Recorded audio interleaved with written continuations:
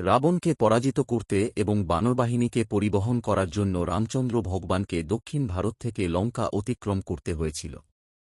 তিনি বুঝতে পেরেছিলেন যে সমুদ্র পার হওয়ার জন্য সকলের জন্য একটি সেতু প্রয়োজন। তিনি হনুমানকে ডেকে বললেন, আমরা আগামীকালের মধ্যে একটি সেতু প্রস্তুত করতে চাই। হনুমান, আত্মবিশ্বাসী যে ভগবানের আদেশগুলি পূরণ করা শক্তি নিয়ে আসে, উত্তর দিলেন, ঠিক আছে ভগবান। নির্মাণ।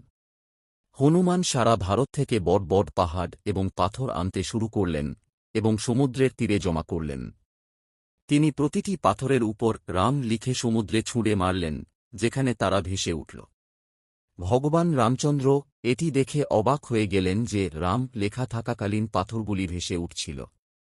নিজে চেষ্টা করার জন্য তিনি সমুদ্রে একটি পাথর ছুঁড়ে মারলেন, কিন্তু এটি ডুবে গেল। তিনি একই কথা পুনরাবৃত্তি করলেন, কিন্তু প্রতিটি পাথর ডুবে গেল। হনুমানের অন্তর্দৃষ্টি। হনুমান এটা দেখে জিজ্ঞাসা করলেন, তুমি কি করছ ভগবান? রাম নিজের ব্যর্থতার অভাব স্বীকার করতে না চাওয়ায় চুপ করে রইলেন। হনুমান তখন ব্যাখ্যা করলেন, আমি জানি তুমি কি করছ ভগবান। পাথরগুলো ভেসে বেড়ায় কারণ আমি তোমার নাম লিখে তোমার সাথে যুক্ত করি। যখন তুমি পাথর ছুঁড়ে মারো তখন তুমি সেগুলোকে প্রত্যাখ্যান করছ। তোমার সঙ্গ ছাড়া তারা কিভাবে ভেসে থাকবে? গল্পের নীতিকথা।